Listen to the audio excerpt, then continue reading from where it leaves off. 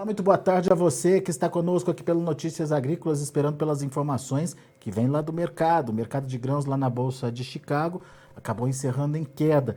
E uma atenção especial porque aconteceu com a soja, quedas expressivas de mais de 30 pontos aí nos principais vencimentos. O mercado hoje foi bastante influenciado pelo financeiro e a gente vai entender isso nessa conversa agora com Eduardo Vanin, analista de mercado lá da Agriinvest. Eduardo já está aqui com a gente. Seja bem-vindo, meu caro. Obrigado por mais uma vez estar aqui com a gente, compartilhando um pouquinho da sua experiência. Conta pra gente, Eduardo, o que aconteceu lá em Chicago, essa queda de mais de 30 pontos por lá hoje. Ela acontece baseada em quê? Fundamentada em quê, hein? Boa tarde, Alexander. Tudo bem? Muito bom. Boa tarde a todos também. Bom, esse é um movimento que ele vem ganhando força, que é esse descontrole da inflação global e também nos Estados Unidos. E aí o mercado está colocando uma pressão sobre o Fed, o Banco Central Americano, para que realmente, pelo menos na comunicação e depois também através das suas ações, seja mais agressivo, mais firme em termos de controle da inflação. E nessa semana nós tivemos também o Powell falando no FMI, que vê uma possibilidade de doses maiores de juros, o que já está precificado, que agora para maio seria aí uma alta de 0,5%. Integrantes do Fed falam até em doses maiores de 0,75%. O ponto é que o mercado está precificando uma perda, o que a gente chama de perda da ancoragem das expectativas. As expectativas de inflação, elas precisam estar ancoradas. As pessoas precisam acreditar de que a inflação em algum momento vai ser controlada, vai ficar mais baixa, mais perto da meta, que é de 2%. Quando se perde essa ancoragem, aí as pessoas começam a indexar inflação aos preços das coisas, aluguel, combustível, supermercado. Aí o Brasil conhece bem essa história da indexação de preços. Os Estados Unidos não conhece isso há pelo menos aí há 4 décadas. Os Estados Unidos matou a inflação lá no iniciozinho da década de 80, subindo os juros para quase 20%.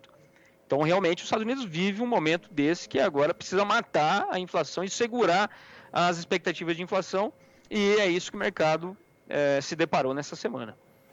E daí, vamos então entender. Quando você eleva os juros nos Estados Unidos, o que acontece com a economia, o que acontece com os mercados, Eduardo?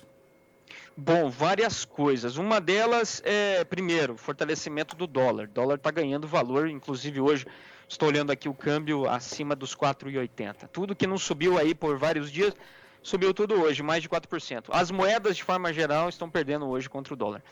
Além disso, nós temos, mas isso não é a raiz da coisa, isso aí é o efeito. A raiz é o diferencial de juros. Quando a gente olha o diferencial de juros entre Estados Unidos e Europa, Estados Unidos e Japão, Estados Unidos e China, está tudo pendente para os Estados Unidos. Os Estados Unidos está entregando uma taxa de juros maior do que esses outros países. E aí a gente vai para a prática. Vamos olhar agora a moeda da China. Sofreu uma forte desvalorização essa semana também. Só para pegar, no início de maio estava 6,30. $1 comprava 6,30 yuan. Agora está 6,52. Então, uma forte desvalorização de março para cá.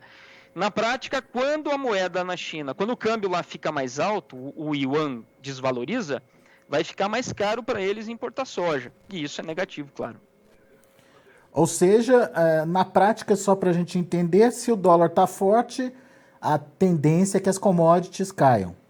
Isso mesmo. Primeiro porque os importadores que não usam dólar, exemplo aí a China, fica mais caro para eles importar. Segundo, para os Estados Unidos, que daí vai usar o dólar, eles ficam mais caros. Exemplo, hoje o Brasil. Só para te dar um número. Hoje, segundo a estimativa aí dos traders de soja, rodou no mercado 1 milhão de toneladas. É o que a gente chama de farm selling, é a venda do produtor. 1 milhão de toneladas só na sexta-feira. Por quê? Principalmente por causa do câmbio, que subiu aí mais de 4%. Veja como isso na prática funciona.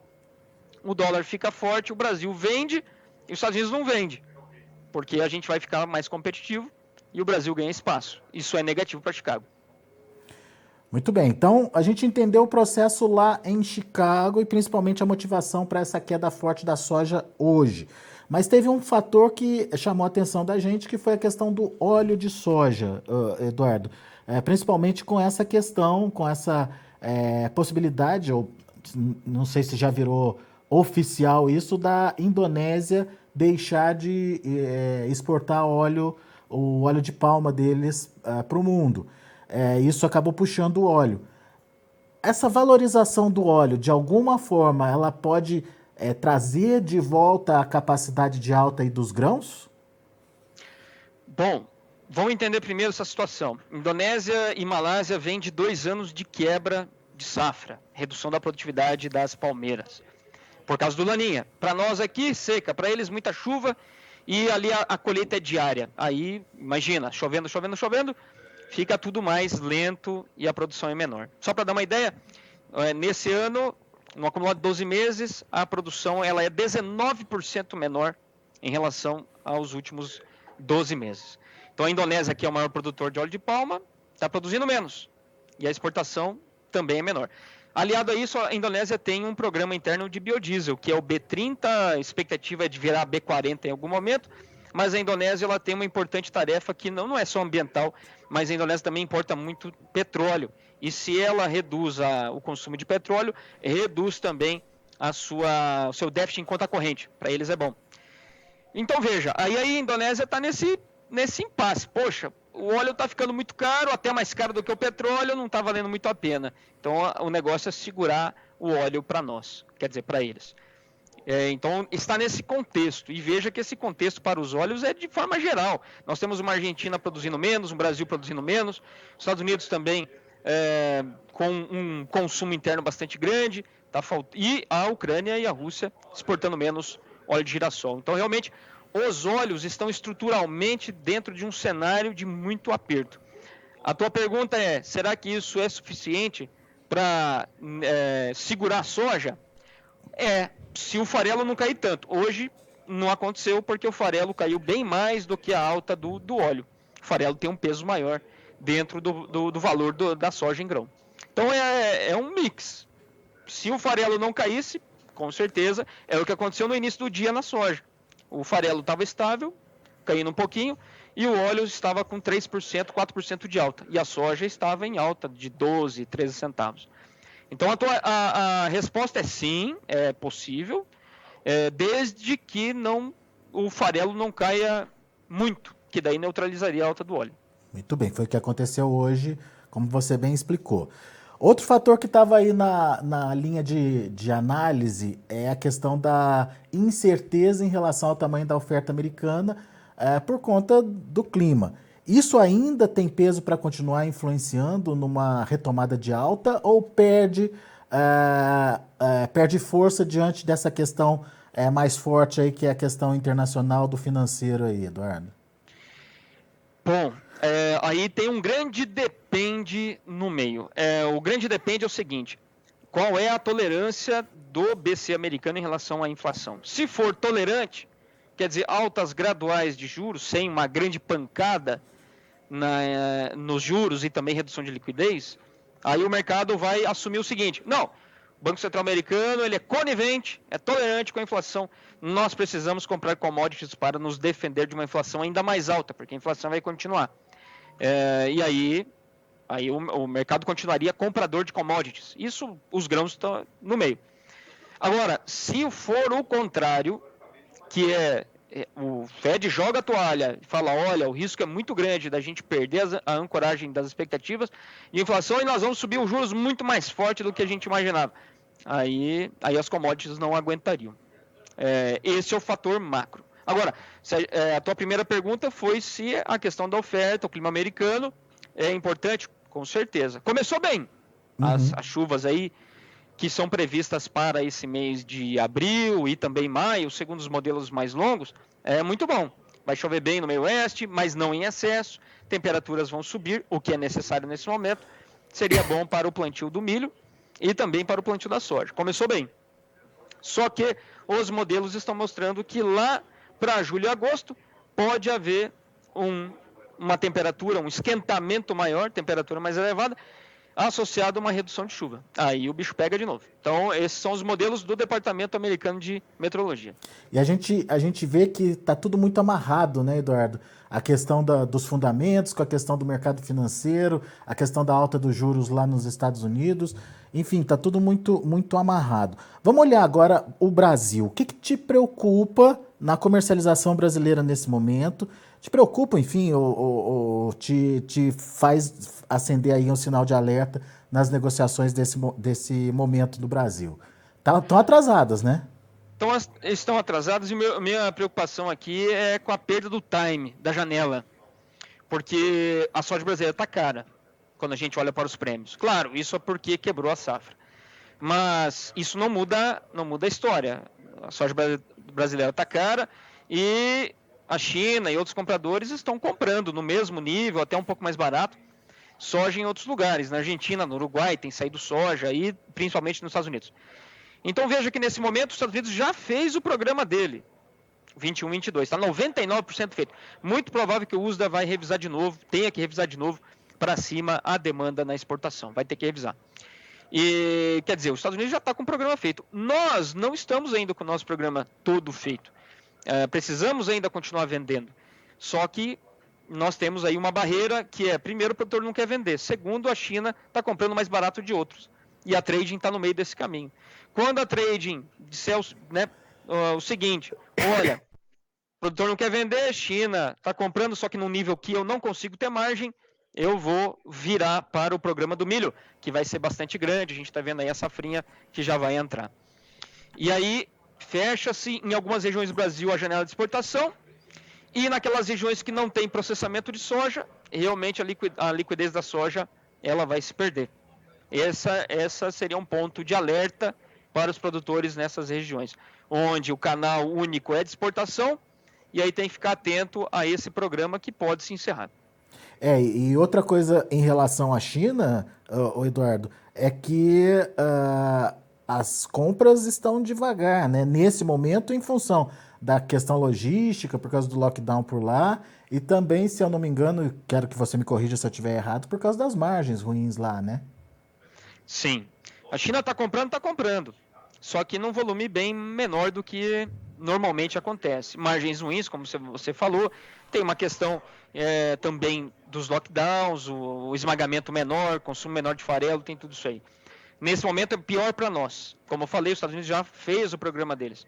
E aí a China continua comprando um barco aqui, um barco lá, 2 aqui, 2 lá, para a safra velha americana, que no calendário acaba agora em agosto.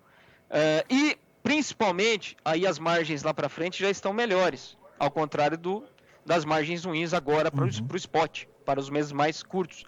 E aí a China vai comprando soja americana numa velocidade bem boa. Inclusive o programa americano, as vendas antecipadas de soja lá nos Estados Unidos já passam de 10 milhões de toneladas. É recorde para essa época do ano. Aí, se esse ritmo continuar até o final de agosto, então o programa americano pode começar bem grande. O recorde até hoje é de 29 milhões de toneladas para o início de temporada, que foi aquela 2021 que o preço, o bushel disparou e o preço da soja no Brasil disparou também. E faz sentido essa compra antecipada aí da China, né? Porque quando a gente olha, por exemplo, o preço de agora e compara com o preço do segundo semestre, é quase 2 dólares de diferença aí, né? 2 dólares por bushel de diferença, certo? Exatamente. É isso aí. O contrato julho, o contrato março de 2023, ele possui um desconto, estou olhando aqui na minha tela, ó, de $1,95 em relação ao julho. É isso. A soja do brasileiro spot está sendo precificada com o julho. A safra que vem precificada com março, que tem quase 2 dólares por bushel de desconto. Para a China é uma matéria-prima mais barata, em quase 80 dólares por tonelada. E no momento que a demanda deles tá patinando, vai comprando aos pouquinhos a soja cara e aproveita para antecipar aí a compra da soja nova, da safra nova lá nos Estados Unidos. Como você disse, 10 milhões de toneladas de venda antecipada lá nos Estados Unidos nesse momento. Ou seja, são os chineses fazendo o jogo, né, Eduardo? Participando aí do mercado e garantindo o seu abastecimento, né? É isso aí. Sem contar que lá na frente também o frete marítimo é mais barato. Aí acaba tornando a soja importada mais barata ainda. E tem um outro ponto, que daí é um ponto de expectativa, de projeção, de melhora da venda de farelo na China. Se a gente pega e olha, hoje, a curva dos futuros do suíno na Bolsa de Dalian, lá na China, você vai ver que tem um ágio bem forte para os meses futuros. Um ágio aí de 40%. É o mercado na China precificando que lá na frente o suinocultor vai voltar a ter margem. E se ele tem margem, ele retém mais matrizes, é uma produção maior de leitões, é mais consumo de farelo. Aumenta a demanda de farelo, isso aí. Muito bom, bela análise, Eduardo Vanin, meu caro, muito obrigado mais uma vez pela sua participação aqui conosco e volte sempre, Eduardo. Obrigado e um bom final de semana a todos. Valeu, para você também.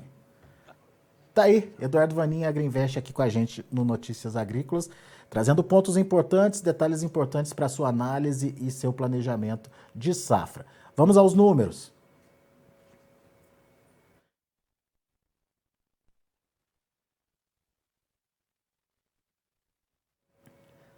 Para maio, 17 dólares e 16 centes por bushel, uma queda de 32 pontos mais 25. Para julho, 16,88, queda de 31 pontos e meio. Para agosto, 16 dólares e 33 centes por bushel, 31 pontos mais 25 de baixa. E o setembro, 15 dólares e 51 centes por bushel, queda de 28 pontos mais 75. Vamos ver também o milho.